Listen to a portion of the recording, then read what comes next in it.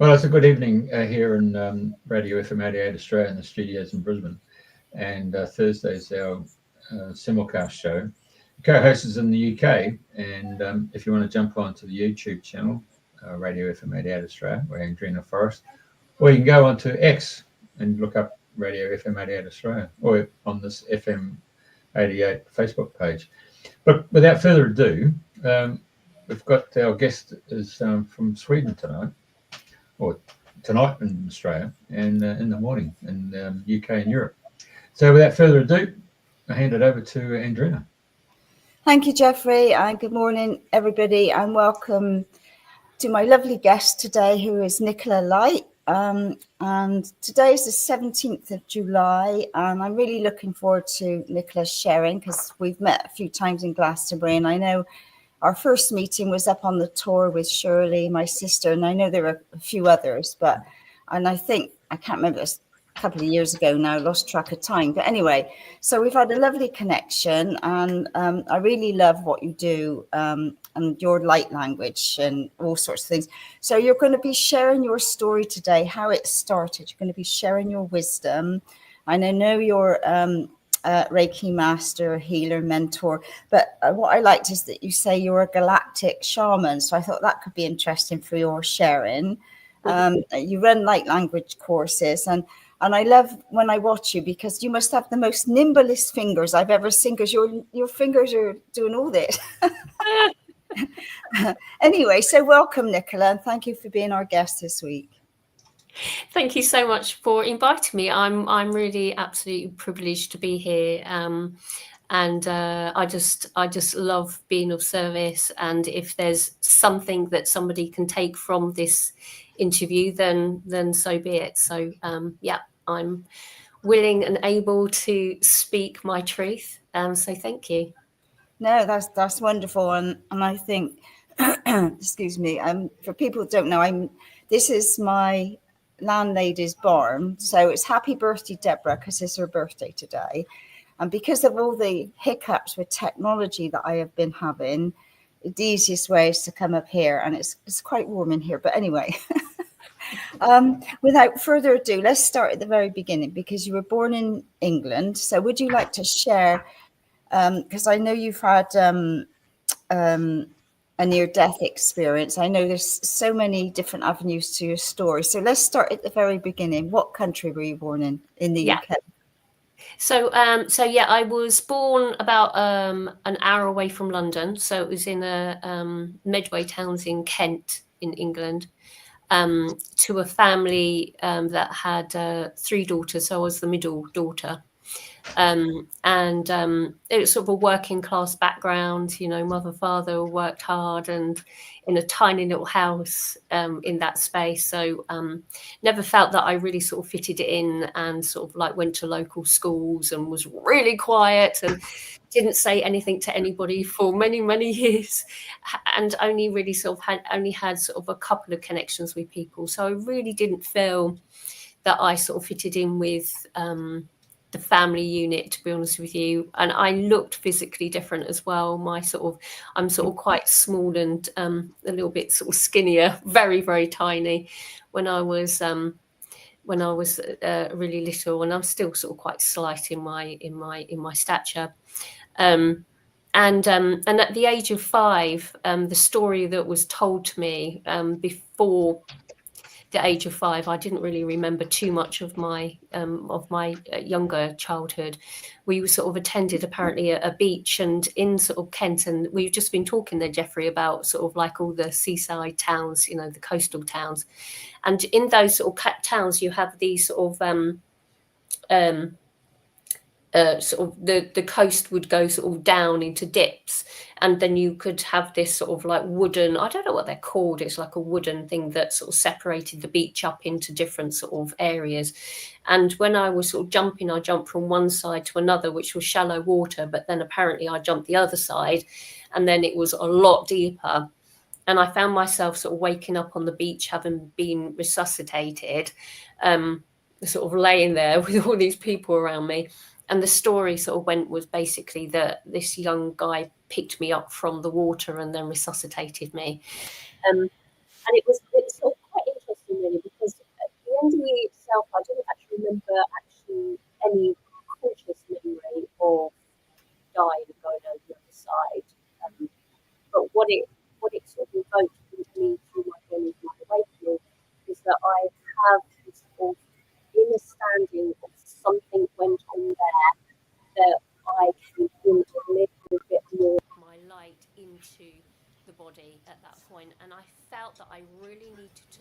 stay small, didn't like the dark, wanting to.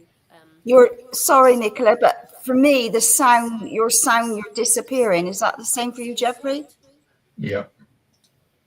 I was just playing around to see if I can increase it for her. Oh, okay. Oh, can you hear me now? Yeah. Right. I'll turn that up. I'll turn it up a little bit. Is that better? Yeah, that's better. Yeah. Thank you. Okay. So yeah. So sorry. Going. No. I was sort of looking at myself and I saw your hands moving around. Anyway. So yeah. So to cut long story short, really, it enabled me to have an understanding now that I've awoken to the reality of almost like a perception of reality of walkings or downloading information consciousness within our perception of reality. So we see ourselves only as our body and our mind. But when you tap into different realities, which gives me an understanding of it from my mind, from that experience at the age of 5, and going more into that spirit realm, then the connection, the more that I sort of deepen into my own healing journey, then I can then start to tap into those different realities. So from that experience, I can sort of pull from that, sort of who is Nicola? Because that's a question that we all ask, isn't it? Who am I? What am I here for? And through that experience of NDE, it's given me a little bit of information and inner knowing that something went on at that point that brought my soul in at a different level of understanding. The starseed, we could call it, an interjection of my higher level of consciousness from birth, Yeah, so where your sound went funny, so you said that a guy pulled you out of the water. So can you just backtrack a little bit? Because I don't know if anybody else, but I didn't hear properly what had happened. So. Okay, yeah, so I was resuscitated. So my mother told me the story of that I was resuscitated. And from my conscious memory, I remember just opening my eyes and just seeing lots of people around me. So the that sort of understanding of really sort of like who was I only really started at the age of 5. So not coming in at birth, I came in as a soul level of understanding at the age of 5 rather than birthing into the physical body. So because I had no memory prior to 5, which was sort of quite interesting, really.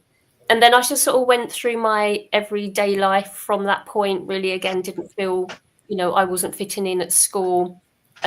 Really didn't understand language at all either. Couldn't speak properly. My mum used to say that it's like only my sister could understand what it was that I wanted to say. Even sort of writing and reading was really difficult for me. I just didn't really understand. And now when you look at light codes, if you can write light codes, and you're sort of saying about my hand movements, is that light language is a format of like little scribbles and sort of mudras that we can sort of make. And it's interesting that when a teacher, I remember sort of later on in my life as a teacher said, oh, write this down, write down what you wanted to say. And I just scribbled. It must have been light language codes. I thought it was a masterpiece. But she probably was. Yeah. But I just was like, wow, this is really good. I was probably at about 6 or 7 or something. Do you know at the beginning when you should be doing your ABCs? I had no clue. So I shut it down. I shut the whole thing down because it just didn't serve me at the time. And then I sort of went through a family trauma around about the age of 42-ish. Which sort of like, the dark night of the soul, it just goes, doesn't it? Do you know, when you just go like plummet and you're just like, why am I here? And I really want to be here. And it was really, really deep. We'd moved to America for a year and I was there and I was like, I don't want to be here. And I was very, very suicidal. And then we came back to England and then I sort of got into meditation really deeply, went to a little spiritualist church in Maidstone. and they were adorable. They were really very lovely. And then I started going once a month. And then I thought to myself, why am I just going once a month? I could do this at home. So I did. And then I started meditating for, I don't know, like 4 hours in a go. Wow. It was crazy. I just sit there forever, and I'll just push people away. I go, don't come near me, I am meditating. And it was quite funny, really. I just, any little bit of noise, I just wanted to focus. And then I started seeing things, or visions come in. Then I was drawn to doing Reiki. So then I took Reiki courses, and then things really started opening up from there, where my hands started to sign, as you were sort of speaking of there. And then about 6 weeks after my hands starting to move, after doing some energy healing through my hands, I started speaking light codes as well, which I didn't understand any of it. And then through the journey of keep coding, keep talking, keep coding myself with light codes, I started to peel back the layers of remembering who I was. And the sort of multidimensionality came in, you know, the different levels of consciousness started to come in. Like, as we were sort of speaking before, Jeffrey, is that, you know, that we start to sort of align to different levels of consciousness vibration. You know, the Fae was coming in, you know, the dragons were starting to come in. You're sort of like, hang on a minute, what's all this then? You think you're going completely insane and bonkers. Angels stood beside me and all of this, and galactic forces, and like, what? You know, and things that you think it's just imaginary, things that you'd see on sci-fi films and things like that. And then opening up to that energy and that awareness really sort of started me well and truly on my journey. And then I find myself to be here with you, speaking to you in this now moment. Yeah. So it's been a roller coaster of emotions, but I bet. Mm. Yeah, because I mean, you know, to be doing light, you know, there's a lot of people don't understand what light language is, or, you know, there's a lot of people out there doing light language and making all sorts of different sounds. Yeah. So did you have anybody to help guide you, or is this purely from going within that you've got all the information that you needed? Yeah, purely me. I mean, obviously outside of myself was meditation and Reiki, you know, sort of having those attunements, but everything from that point, once I started coding, everything of my inner, I call it my inner light wisdom, came in as a result of clearing myself with my codes. It's been such a wonderful, wonderful journey, because everything is through my own experience. So everything that I know and which I speak of and what I present is the unfoldment of everything that I am, internally, an awakening within me, remembering within me. That's that inner light wisdom, rather than reading a book. You know, I've got books behind me, but they're only there for display. And very rarely sort of listening to a podcast or YouTube, or if something's presented for me to see, it's more of a clarification of information that's come forward, rather than seeking information. So I'm an experiencer, which you know, different people have different ways of remembering, and it's beautiful. Whatever way that we work is the way that we work, but the way that I work is purely by coding myself, either clearing code, activation code, or remembrance codes. So they come in different sort of levels of understanding. So and then with the remembrance codes, which I speak about a lot on my YouTube channel, is that I would code some information that would spark a remembrance in somebody that is receiving the code, and then they can start to open up in their own remembrance journey. And then I interpret it into English, and then I have sort of quite shocking information that comes through. I'm like, oh, so I work from an ego mind structure of looking at all of this information coming through, as well as working from a higher perspective. So I try and sort of meet and balance in the middle, because sometimes some of the information comes through, I'm like, oh, now that's interesting, isn't it? I didn't know that. So it's almost like I work internally sort of from ego, and then higher self comes in with the knowledge, and it's quite an interesting perception of the way that I work, which is, I'm authentic within it. So, well, you certainly walk your talk, don't you? And like you say, it's all about going within to get the information, and not asking this one and that one, and like we've got it all within, and it's retuning yourself to be in that space and to get the information. Yeah. So what did your family, when you when you could start to speak in the light languages coming through, how did they take that then? Because it's like, it's a bit different to anything else, isn't it? So how do you explain that?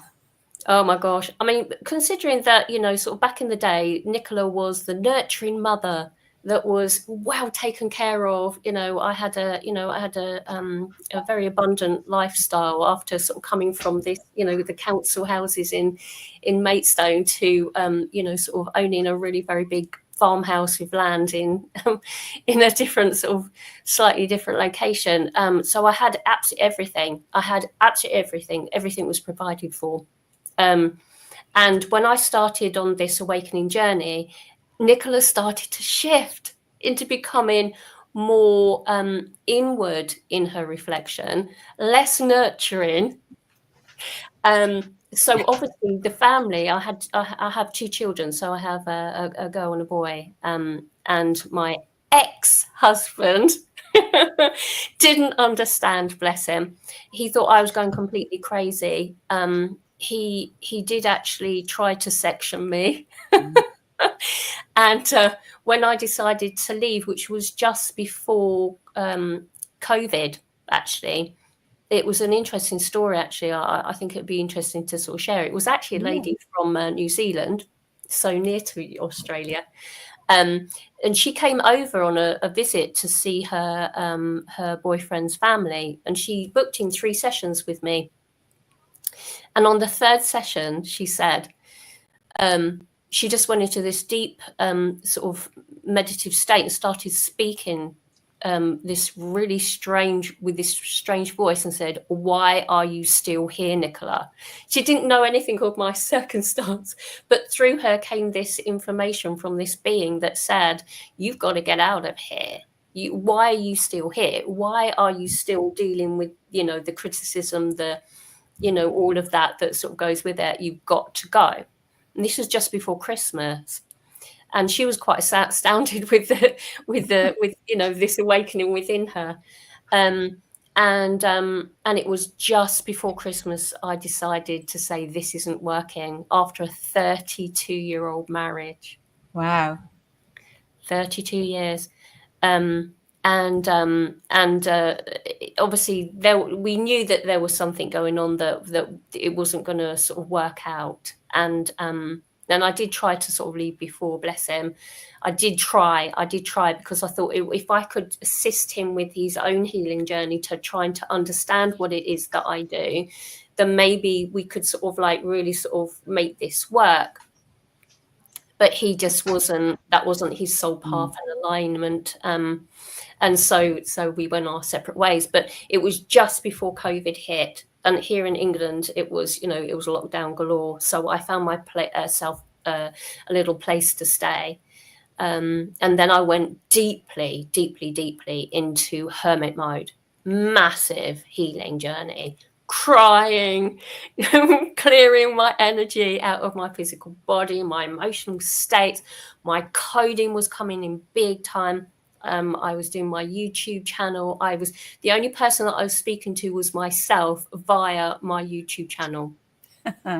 Honestly, yeah, if you look at my beginnings, it sort of started firstly when I was back at the home, and then I started really deepening into really sort of getting out there, sort of being authentic. I was sort of told, you're going to do a YouTube channel. I was like, am I? I can't even take a selfie without criticizing the way that I looked.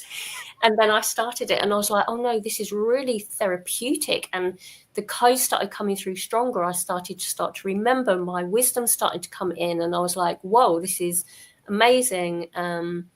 And then I sort of started to shift, and you'll see all of the different locations that I found, all my different backdrops on my YouTube channel as I journey from one position to another. And I was very sort of hopping from one place and sofa surfing and, you know, sort of navigating around the world where I needed to be. And so many wonderful people have taken me in, you know, like Shirley in Glastonbury, Shirley and Ken, you know, if I'm in England and I didn't have anywhere to stay, they would like, come stay with me, you know. And it was that sort of moment, the shifting from having everything into deconstructing everything, and I could fit everything into my car.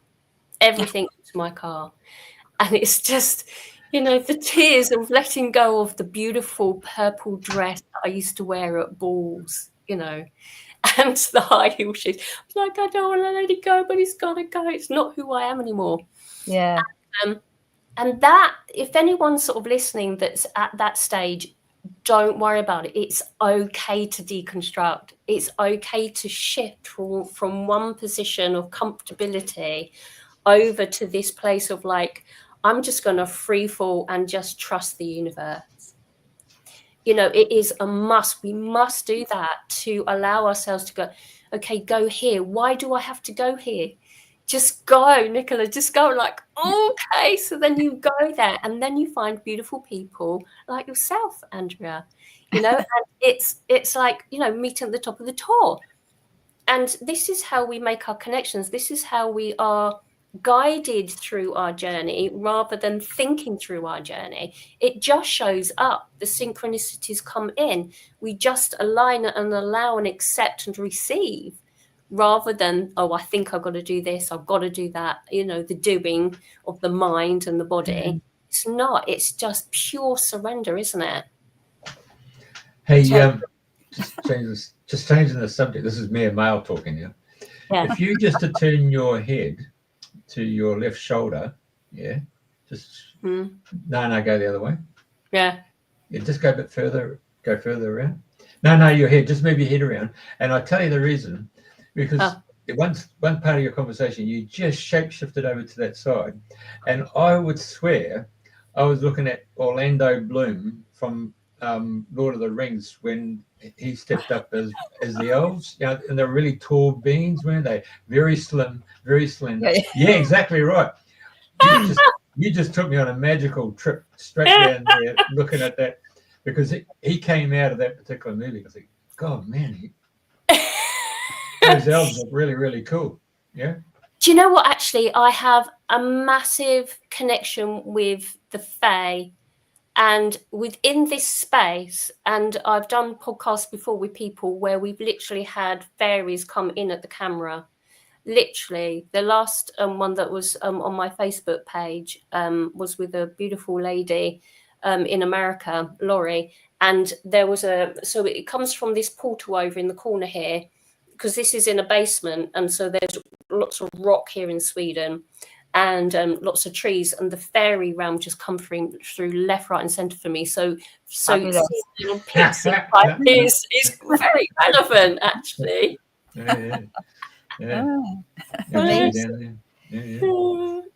So, were your children inherited any of your gifts? Interesting. Without getting too personal within it. No, I appreciate that. Yeah. So my son is an angelic through and through. I saw him with wings upon his back, and he is pure light. He's very like me. He's very tall, slender, and he is a beautiful soul. He's very much like me. So he's really beautiful, and my daughter is very much like my ex, and she's very feisty, and she's had a lot of mental health issues, bless her.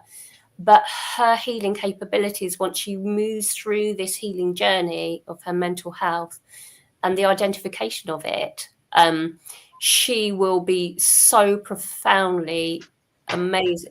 Honestly, I did some healing with her when I used to be at home, and I had a healing room, and I was doing some healing on her, and she went, "Mummy," and she just stopped me from healing. She put her hand on my tummy, and a shock of energy came out of her. And I was like, oh, girl, you are powerful. She just showed me like that. Like, you know, like, oh, you think that you're amazing, Yeah. don't you? Watch this. You know, it was that sort of, but her ego is very, very strong. So it's suppressing the rise of her gifts at the moment. Yeah.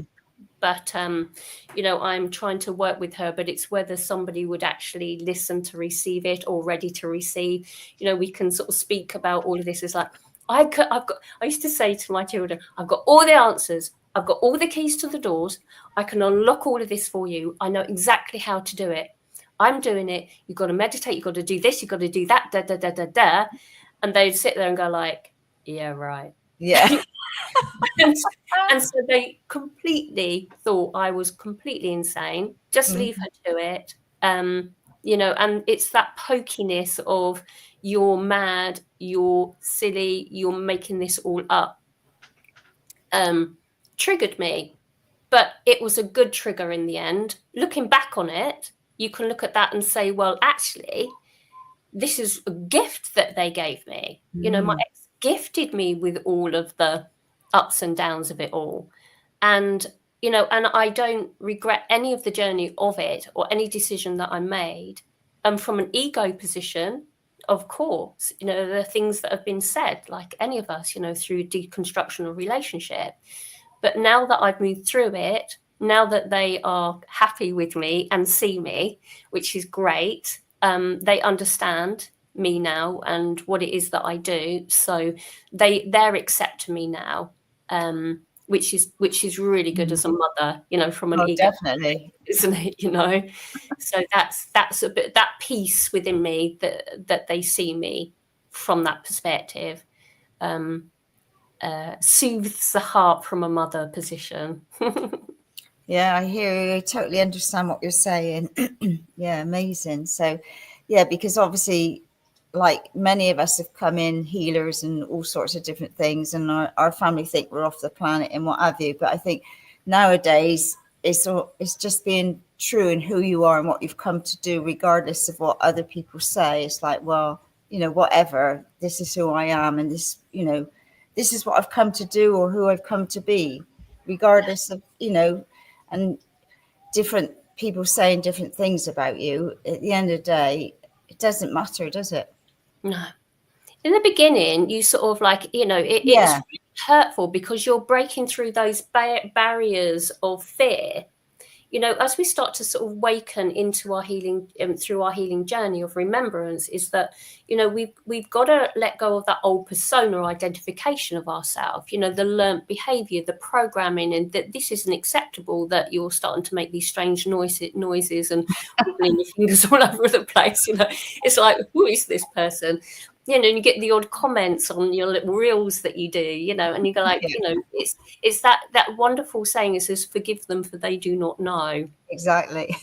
And the more that we can be authentic with that sort of mindset, the easier it is that you don't feel that you're being judged. Because if you feel you're being judged, it's because you're judging yourself. Yeah. Being judged. If you know who you are and you know your authentic self, then it's almost like water going off a duck's back. You just literally just allow it to move through you. You don't hold on to that. So if anyone's starting to sort of sign their code or starting to speak this sort of strange sort of language that you don't quite understand, then just know that the more that you do it, the easier it becomes. Whether you do it in the closet, first of all, in the shower, in the car, I mean, the car was the best place for me, then just express your light codes. You know, it's like winning the lottery and not going to the shop to get your winnings, you know. Please, please, please just know that these codes are expansive for yourself primarily. It's for you, these codes coming for. And then as you then start to peel back those layers, then you can then start to give code to others. And that's where we feel that we want to share the codes. And then if somebody sort of like is resonating with those codes, they can receive the codes. And like you said, there's a lot of people that are expressing the light codes. So we've got to use our discernment to what resonates with you and what doesn't. But the main thing is what I teach an awful lot on my YouTube channel is make sure that when you are listening to the codes, you're not just listening to the codes, you're feeling the codes. Because that gives another level of healing through the transmission of the codex. So you breathe the codes into your system. You literally align the energy heart-to-heart connection without hooking into the system. So I am literally a pure channel expressing the code. And then it's up to somebody else to actually receive the code. If you don't want to receive the code, then you're not going to receive them. If permission isn't granted, then you're just going to see me waving my hands around and looking a bit strange. But if you are aligning to it because the synchronicities have brought you into that energy, then that synchronicity would be that you've got to receive these codes. And like, I feel drawn to this lady. Why do I feel so drawn? It's because there is that resonance and your higher self bringing you in for that connection to receive the codes, to spark you into your own remembrance and inner light wisdom. And so we sort of like have these wonderful little, sort of ways, like if you throw a pebble in the water, it just literally sort of just goes out to everybody else, doesn't it? But everything that we do as healers is healing ourselves. And we present how we do it, whether we channel it through us by higher levels of consciousness, we present it only, but unless that person's willing to actually receive it, you could just be waving your hands around just for your own sake. So we must sort of set our intentions. We must set the intentions. We must be ready, write a passage. Are you ready for this growth or the next level of the phase of your healing journey? And if you are, then you're going to receive. You're going to be listening to this podcast. You're going to be present, not like, I'm not quite resonating with that. And if you're at that point, you're not ready.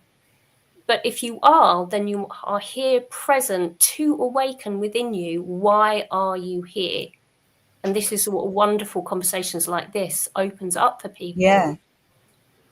And do you find now more and more people are having more of an awareness of what's going on, or waking up? It's not an expression I don't really like that, but having much more of awareness that there's more to life, there's more to me, there's more going on that I don't understand. I'm feeling more, I see more, I sense more. Are you getting, because I know you've got a huge following, so with your following, do you find that that's growing and growing now that you've been out there a while, fully being seen and being that channel? Do you find more and more people are listening to you, tuning in, and more of awareness? No, definitely. There's been a massive shift in the reality of these light language transmissions, and for those that have sort of come onto their path at that stage of where I started, which was about sort of 8 years ago, there was very little transmissions coming in, and people that weren't quite getting it would be very small in number. But now people are actually craving to ignite their own code. That, like, how do I ignite this within me? Because they know that there is something within them that needs to sort of start to ignite. So there is a massive influx of people that are doing the codes, but it's also what it is, which is so important, is to make sure that you're healing yourself first. So as you rise in your vibration, you're just one step ahead of everybody. Okay, it's not that you're going to like shoot off, because you're not going to be embodied. If you're going to shoot off, you're going to just go floaty in the land of fairies, dress up with pixie ears and just like, like some people in Glastonbury that you might see walking around, these wonderful people in their own little world. So we must embody, which is really important. But more and more people are starting to question the narrative of the collective. And so that, to whatever degree it is that you wake up for and to and see within yourself, whether you're a candlestick maker, whether you love sort of scents, or whether it's music, or whether it's pottery, or whatever you're here to create, start creating. Do what floats your boat. Do what brings you joy. So it doesn't matter if you're a light code giver, or whether you step into your authentic self. If you work with children, if whatever it is that you do what brings you joy, because we are creators. And so if you've got light language within your availability as a gift and a talent, then start doing your inner work with it first before you start to open. Because everybody else is doing codes on YouTube or Facebook, doesn't mean to say that you have to right now. Really consolidate within your understanding of what it is that you do, because when we're consciously aware of what these codes can do for people, how they work, the perception of reality as you're moving through time, space, and the quantum field with what is it that you're doing with this, once you have an understanding, conscious understanding, you go up another level of your gifts and talents, rather than just like, I don't know what I'm doing, I don't know what I'm doing. But there has to be a sense of journey between here and here. Just like myself, I started off coding in the car, speaking all this, like, I don't know what I'm doing, don't know what I'm doing, don't know what I'm doing. And hang on a minute, this is interesting. Oh, this is interesting. This is so the journey of it allows you start to. Excuse me, I'm just going to have to do the door a minute. Okay. So it's all about bringing in your own wisdom and remembering. I think she's got Mr. Ed's just turned up at the door there, isn't it? Yeah, the horse won't go copying in. Yeah. Probably wants to sort of come in and join in the conversation. Oh, right. Sorry about that. Yeah, carry on. Yeah. So it's an interesting journey, and I absolutely love it. I wouldn't have it any other way. I see so many people seeking advice within how to. I give so much information away for free on my YouTube channel. Any information that comes in quite new, I'm like, oh, I've got to do a video on that. So check out my channel. And I have a light language course on Udemy, which has helped so many people understand, which is transformative in maybe seeing what blocks you. You know, is there something with a slight fragmentation of your soul that is misaligning you to start to express your light?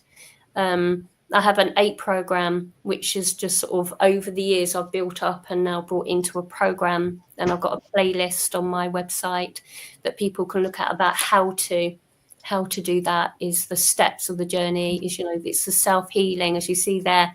So you've got self-healing and breath work, body work, awareness of energy, the data that we hold within us, consciousness, multidimensionality. Step 6 is the soul fragmentation. And then we move into projection, into interpretation of your wisdom, and then going ahead and practicing. So I hold these different programs that have, you know, me as a creator, just creating content for people to sort of see how I've done it. But it's so important that people are empowered on their own journey to do it themselves, their way. You know, it's not like, do it this way or else it's not going to work. You know, I do it my way, you do it your way. Take these glimpses of wisdom that I hold within myself, and maybe it might resonate with you and some things don't. Does it mean to say that my truth is wrong? No, it doesn't. It just means my truth is mine, yours is yours. So, you know, and this beautiful code actually was given to me by a lady that actually did my website. We've been called Desiree Osman, and she's in the Netherlands. And these are codes. If you actually look closely here, that light is all coded. These are all the little squiggles that we might see, and these are all codes. So by literally looking at that code, it would actually give you a download. And when you start to get visions, this golden light elixir that comes into the third eye projection, you start seeing these waves of golden codes come in, and you get these codes that comes in from the sun. So you'll see, if you look out when it's a really bright sunny day, you'll sometimes see these sort of glimmers of sparkles, and all these codes have a meaning, and this ignites your inner light wisdom. So this code is so beautiful, and I was so pleased when she presented this for me, because I said, Desiree, I really need a code to assist people into into the program. So that's the code that she came up with for me, which she's astounding. Yeah, it's but beautiful. I've worked with her from the very beginning. So I ignited her light language, and then she started coding by her hand, so writing code just on a plain bit of white paper.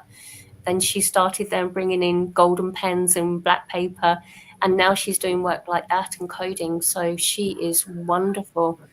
But Yes. all of these gifts and talents are coming online for many, many people on how it is that they are creating, and it's important that we start to really embody that and bring it forward and be authentic with it, but peel those layers of the ego back so the ego can rise into balancing with the higher mind. It's the journey of the human. We're already this beautiful golden light, but it's the ego human self that needs to up level with all that baggage of emotional states or past traumas, whether it's this lifetime or perceived ancestral or past life healing, within the quantum field. So there's a multitude of different sort of levels of understanding of how to ignite your true wisdom. But it's just sort of start very simply, just start with meditation. That's how I did it, just meditation. Yeah, fabulous. I know, I can't think of the lady's name. Jeff might remember, he might not. I did, it was where they make the ginger. Was that, I'm just trying to think where the markets are. Bedroom. Yeah. There was a lady Monday. there. Oh? Who? Bedroom. Yeah, but Monday.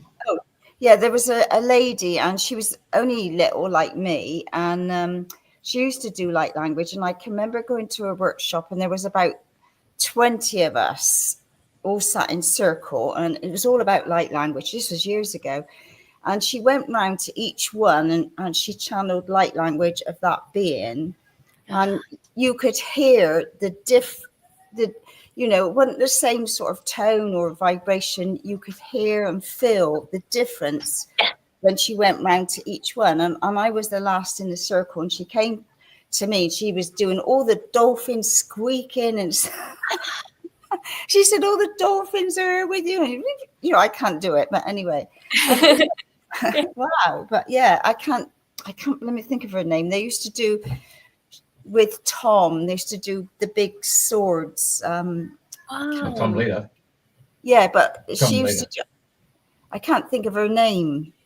But Uh, anyway, so yeah, and she goes all around, and she's in the waters and activating codes, and but it was just so funny because you could hear 20 different light languages. I mean, God knows how many there are. I've got no idea, but each one was unique and different. You could hear it, you could feel it, you could sense it. It was incredible.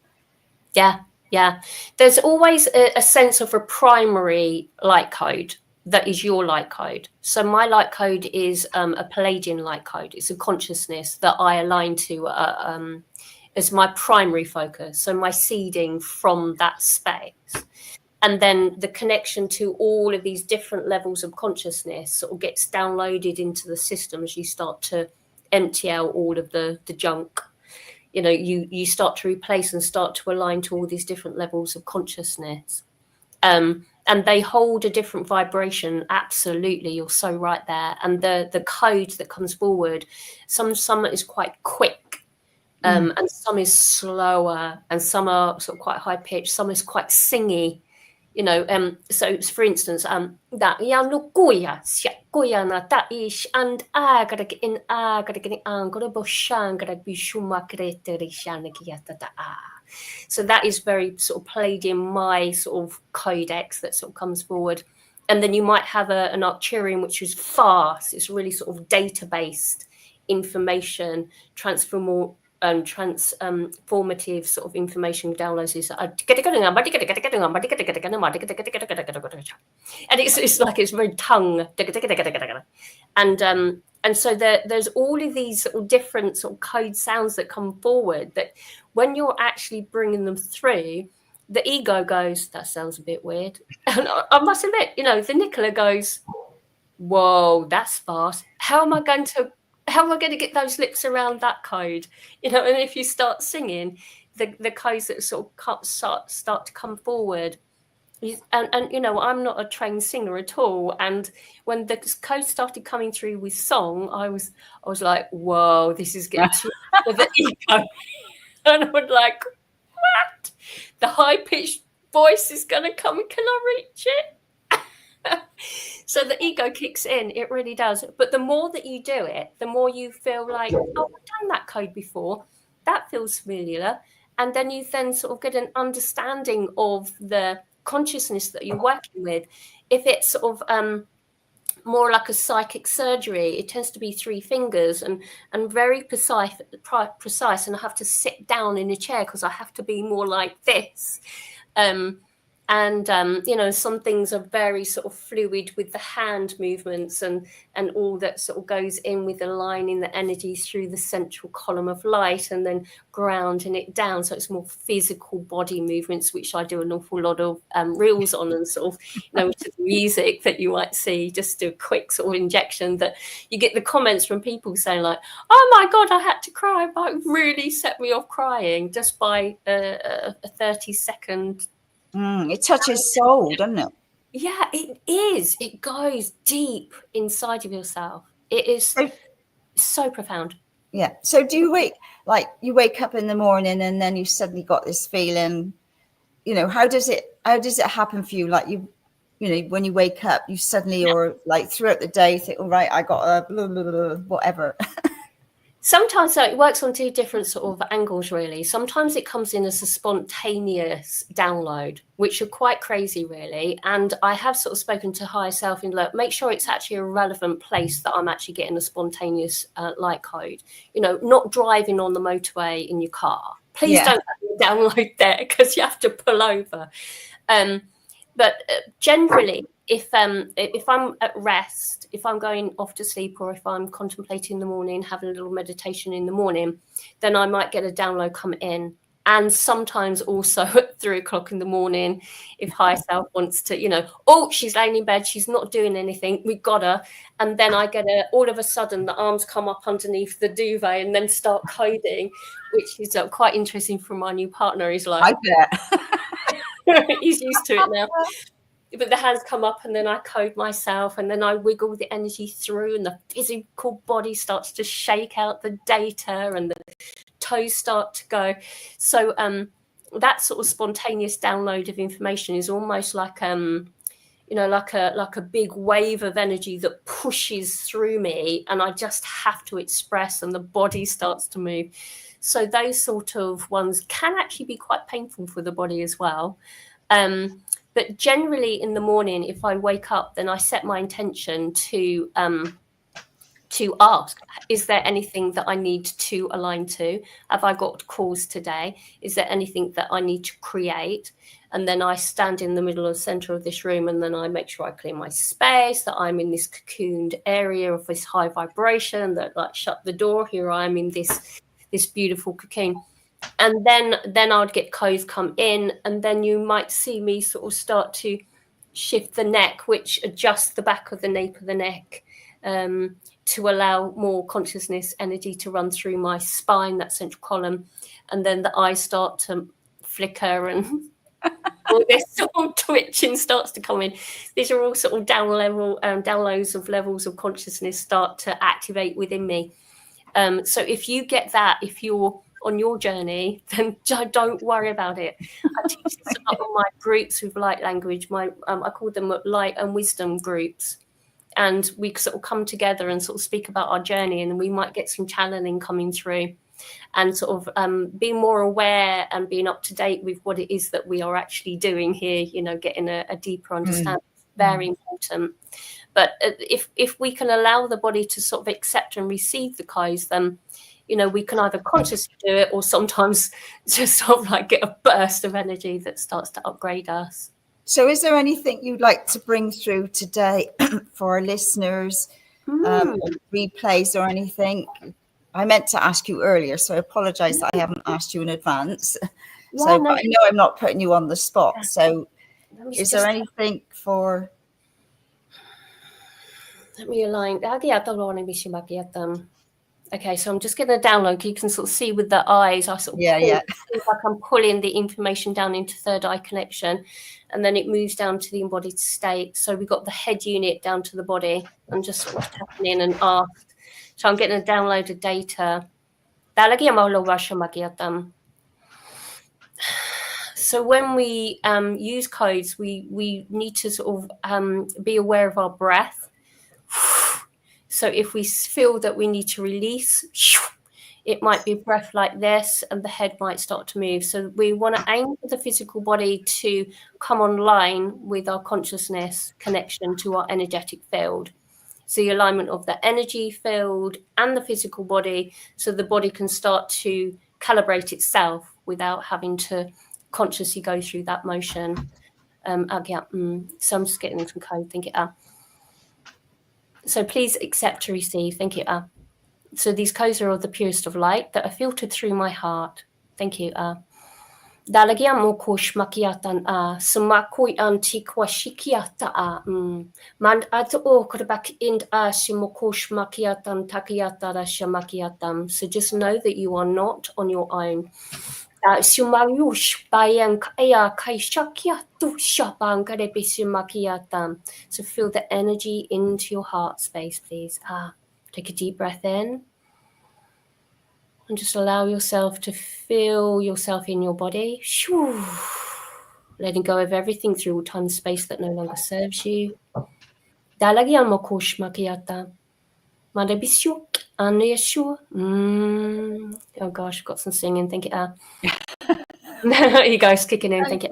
So I'm just aware. Thank you. Amasya sya baba koya sya koya si Manamafsua koya siaki shamaki tana darasi koshi kana sumakia o shpakia sha sha derasia koya sia koya a derawisya koya sia kaya mamboko shabaki shana shopaki shamaki tana. So what they're showing me here is a sense of remembrance. So just feel into the energy as well as the code that's coming through the voice. And going inward, inward, inward. Just connect with your breath. Shumakia. Baba Shumagia Darisha Magia Darisha. Mama Shumaya Koye. Sumalao Koya. Sumalokia. Shumalokia Koyesha. Sulayo Koyang Kosia. Suayong Koya Tufashi. Manama Sulaiwa. Koya Donasia Koye. Loya Shana Maye.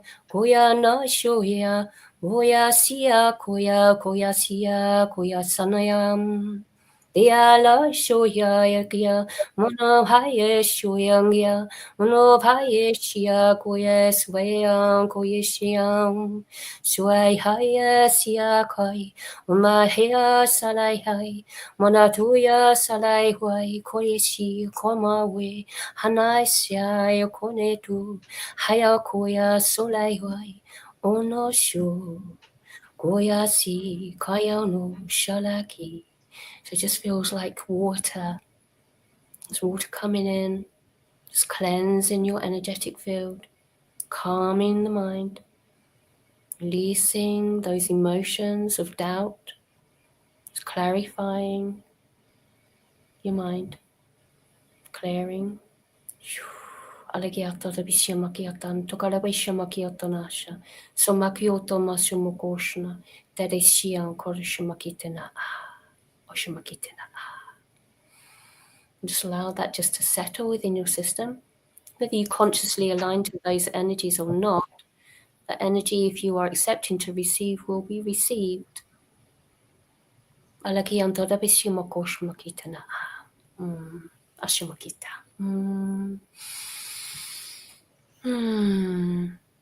That is he. That was so beautiful. Thank you. It felt like I needed to have a little bit of a clearing of my energy field before it all came through. So you can sit and judge yourself till the cows come home, can't you, from an ego Yeah. But I felt like the codes were coming through almost like sort of clearing a little bit of Nicola out, for then that little second phase was the key point there. Yeah, that was beautiful. I could feel the emotions there. It's like, yeah, really lovely. Yeah. Thank you for that. That was magic. So, Very good. so tell me, when the words come through, then you get it in English to share. Yeah. It's so beautiful. That sort of came in after a little while up. I started sort of really bringing in different light codes. Different light codes started to come in, and I used to say the same sort of thing but different. And then at the end of saying all of these different light codes, I could speak it in English. So I had an understanding it from a human perspective. It's like a knowing. It's wisdom that rises up within you, that you just know what those codes are all about. If you set your intention in the first place, then the codes will match what it is that you require. But if you have codes come through, then you have an understanding of it, a remembrance of the code. So it has almost like a storyline to it, and it's shown in analogy, in symbolistic sort of format. So if you broke down the codes, you'd probably have an encyclopedia's worth of information, of input. But it comes through in a sense of a vision. So it felt very much water energy, that last phase.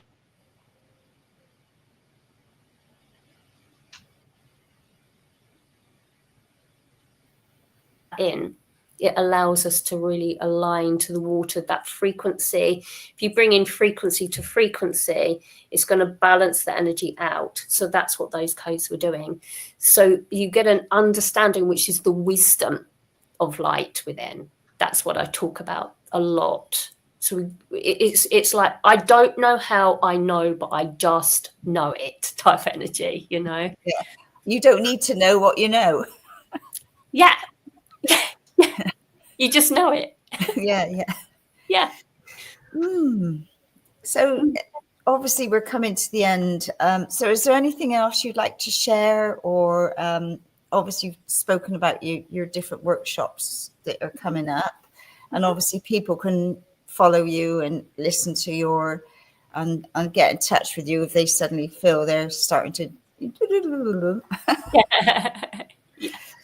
Yeah, I think that's about it really. I've my main focus is presentation on YouTube, which is this is actually going out live onto my YouTube itself, and Facebook. Facebook is one of my main sort of media platforms. I do have a little bit on Instagram, but it's not my sort of my biggie thing. I produce an awful lot of live content, well, sort of increasingly live content on Facebook, where I give a lot of wisdom for people to assist them on their own healing journey. And my little shorts and reels that would be sort of seen on Facebook and YouTube and on TikTok, actually. So I've got a little TikTok as well. So if somebody sees me on there, they usually are like, what's going on here? And then they connect with me through those medias and sort of sit with it and then get guided through the journey, whether they want to seek, sort of guidance, whether it's online courses or my playlist, which is that 8 program, or mentoring and healing. And I mainly work with a lot of people that want to tap into the next level of their soul's journey. So more sort of people that are a little bit more established with their understanding and plugging them into high levels of consciousness. I know what I was going to ask you, because I think I read in your bio that you've written a book. You're an author. Yes, it's going to be. So I've co-authored with about 10 other ladies, which is about the connection to Galactic. So I've written a chapter within that book that's coming out in August, and as a result of that, I'm going to be writing my book, which is about igniting your inner light. It's a handbook, a galactic handbook on how to do that. So there's many channeled pieces of information. So I'm actually writing that manuscript as we speak. Fabulous. So I've got to get that done by the 1st of August, and that'll be coming out on the 23rd of September. So that book will be the first of many, I am sure. I was being told. So that's terribly exciting to sort of start on that journey, that creation, to assist people in that type of media. So fabulous. Yeah. And I know where was it in well, anyway, like there's a barn here where we have a medium evening Deb runs, and I can't remember, and there's one across the road, another farm, and they do it. And there was one of the mediums, I got a message, and one of them was about books that I'm going to write, but also that I'm going to be doing light language. So okay. There you go. I know it's in the queue. I'm just not quite sure. Anyway, maybe I'll speak to you later. Yeah, no, speak to me later. Yeah, I ignite many, many people into their remembrance. So that would be fabulous. So yeah, it's beautiful when you do. So what about, have you done any paint, like, you shared that beautiful codes, the gold. Have you done any paintings or pictures yourself using light language? It's interesting, actually. That's what medium of that expression of light code. So there are many different sort of expressions of light code. My main is my hand movements and my voice. Then it goes to voice. But I can light code with my hands, with creating different patterns, and it's normally what I call templatic work, which is sort of I write lots and lots of codes, and then the codes go this way, and then they go this way, and then they go this way, all compounded into a pot. So I did go through a big phase of all of that sort of expression. So I haven't got anything here ready to sort of show, but it's not my thing. So I align with people that do. Yeah. So as Desiree, as I spoke about with the 8, she does an awful lot of those types of codes. And Rosa Maria Martinez, I work with her quite a lot. Hopefully she's going to do some codes for me for my book. So I'm going to call in some different light coders that produce more sort of art type codecs that will be able to be put into my book as well. So I want to sort of align some of the codes to come in, as well as the information that's coming through. And some beautiful, beautiful other souls that I've been working with that are really deepening. So Judy Sweeney in Canada, she's like, wow, she's really sort of coming into her own. And you can see people sort of progressing from the very beginning of not coding at all into truly getting on their path and creating. It's just astounding, the work and the quality of work that they're starting to really sort of activate into. So and it's beautiful that that we walk each other home, we rise together through the journey of it. So yes, it's wonderful. So it'd be lovely to see. Yeah. And interestingly, like with the energies that are really vibrating higher and higher, and we're all feeling it, and like light language now is not like, oh, she's a bit odd. It's like more and more people are aware of light language. They've heard it. So, there's a humongous shift happening on the planet right now. We're right in the middle of it, aren't we? Massive. I mean, the light codes, the generational light codes are coming more and more in line. Absolutely. People are becoming more accepting of it. They're seeing it. It's like in the beginning, isn't it? It's like Reiki. Nobody really understood what Reiki was about, energy work. And then all of a sudden, they're allowing it into hospitals. Yeah. You've got light codes, which is a next phase of evolution of energy work that comes in from different levels of consciousness. And, if these codes can be expressed through you, if everybody on this planet coded themselves, this world would just transform in a couple of days. Your codes are your codes. But until your cup is flowing to then present your codes to others to be a giver of codes, then, those codes are actually your codes. Well, it's like your soul, your voice print, your soul print, soul tone, whatever. It's unique to you. Nobody can touch it in any way, shape or form, eh? Yeah. And it's all encrypted. It's the greatest security code that can come through us. Nothing can be distorted when it's filtering through the heart. So it's, you know, it's the only thing that would stop anybody from listening to it or expressing it is fear, because you don't understand with your mind what it means.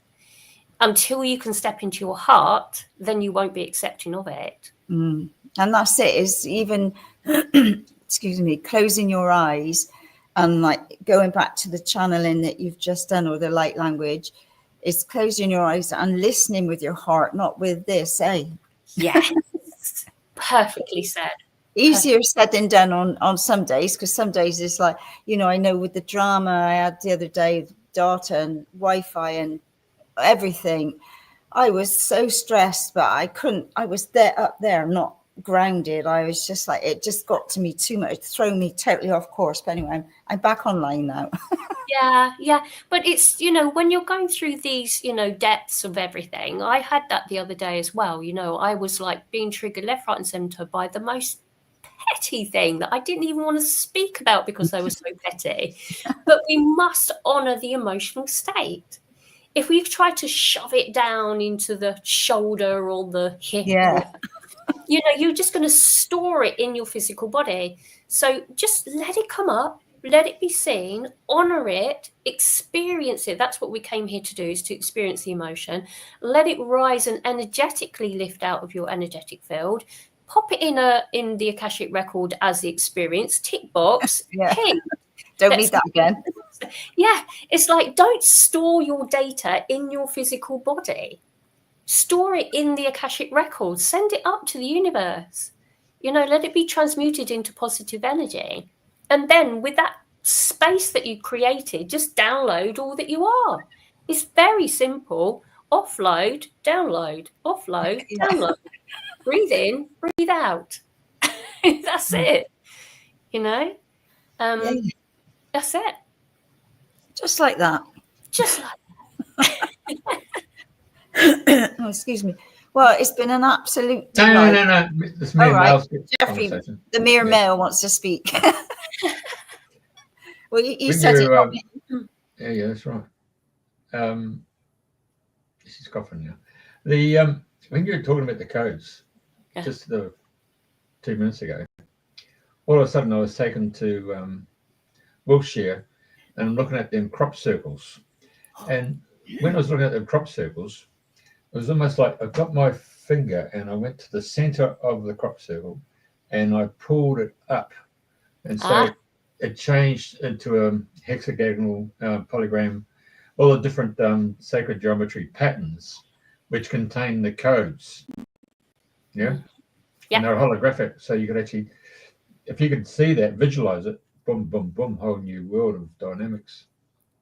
Yeah, because everything here is so flat. We perceive reality to be from that flat space. Just like that picture of the 8 program, that actually is this beautiful energy flowing, which actually spirals. But we can only show the version of the 8 program like that flat, because it's a flat bit of paper. Yeah.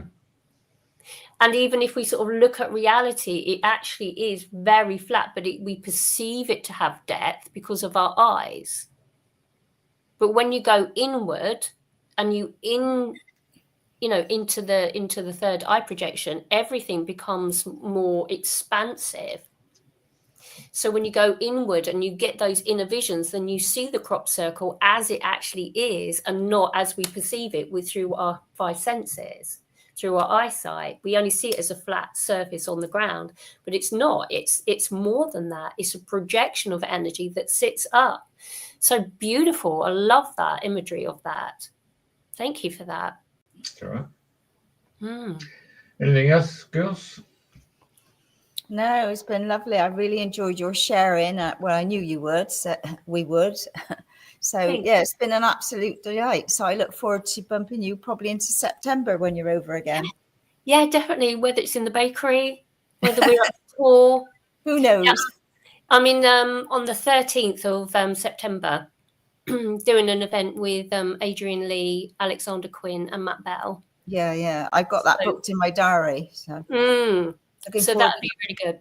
Yeah, I'm doing some singing there actually with Alexander Quinn. He's got his guitar, so I'll be talking about energy work and, you know, sort of clearing your energy, etc., all of that sort of stuff.